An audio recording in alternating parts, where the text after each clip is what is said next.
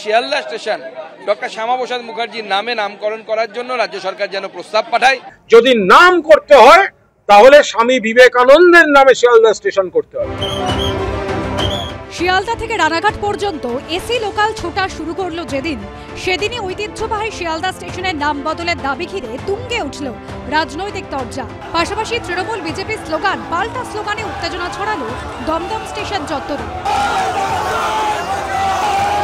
এদিন AC local ট্রেনের উদ্বোধনী যাত্রায় শিয়ালদা থেকে দমদম স্টেশনে আসেন কেন্দ্রীয় শিক্ষা প্রতিমন্ত্রী সুকান্ত মজুমদার।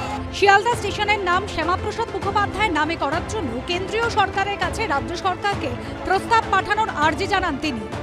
যে শিয়ালদা স্টেশন ডক্টর শ্যামাপ্রসাদ মুখার্জির নামে নামকরণ করার জন্য রাজ্য সরকার যেন প্রস্তাব পাঠায়, সেই প্রস্তাব পাঠালে পরে আমরা অবশ্যই সেই দাবিকে কেন্দ্র সরকারের কাছ থেকে স্যাংশন করিয়ে নিয়ে এসে শিয়ালদা স্টেশনকে ডক্টর শ্যামাপ্রসাদ মুখার্জি শিয়ালদা টার্মিনাস এই নামে আমরা একে পরিচিত করতে পারবো।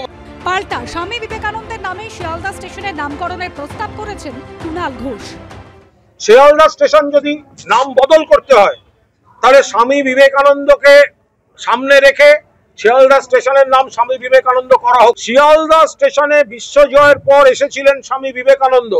যদি নাম করতে হয় তাহলে স্বামী বিবেকানন্দের নামে শিয়ালদা স্টেশন করতে হবে। একই সঙ্গে জমিজটের কারণে এ রাজ্যে রেলের প্রকল্প আটকে থাকার অভিযোগ তুললেন সুকান্ত মজুমদার। প্রচুর জমি জটে আটকে আছে বলে রেল প্রকল্প ৬০-৬১খানা প্রকল্প পশ্চিমবঙ্গে আমরা সেটাকে কমপ্লিট করতে পারছি না, শুধুমাত্র জমি পাচ্ছি না বলে। পশ্চিমবঙ্গ সরকার রাজনীতির ঊর্ধ্বে উঠে, কারণ এটা ডেভেলপমেন্ট, রাজ্যের ডেভেলপমেন্ট, এটা আমার ও আপনার বিষয় নয়, লক্ষ লক্ষ কোটি কোটি মানুষের প্রয়োজন। জমি যেখানে অনেকটা লাগে, অনেক রকম সমস্যা থাকে জমি, যেটা রাজ্য সরকারের পক্ষে সম্ভব দিয়ে দেয়।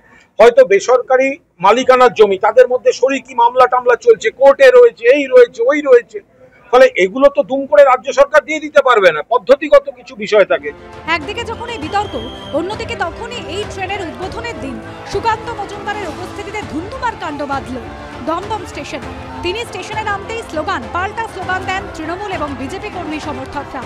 সেখানেও চলে এলো বাংলা বাঙালি প্রসঙ্গ। বাঙালিদের বিরুদ্ধে যারা লড়াই করছে তাদের দালালরা এখানে দমদমে আসবে আর স্বাগত পাবে না বাঙালির কাছ থেকে। জয় বাংলা চলবে। গোটা ঘটনায় তৃণমূলের বিরুদ্ধে অভিযোগ জানিয়েছেন কেন্দ্রীয় শিক্ষা প্রতিমন্ত্রী এবং বিজেপি সাংসদ। বাংলা মায়ের সুসন্তান হোক, তাহলে ইউসুফ পাঠানকে সরিয়ে আজকে একজন বাঙালিকে এমপি করে দেখা, দেখি কত বড় বাপের বেটা হয়েছে।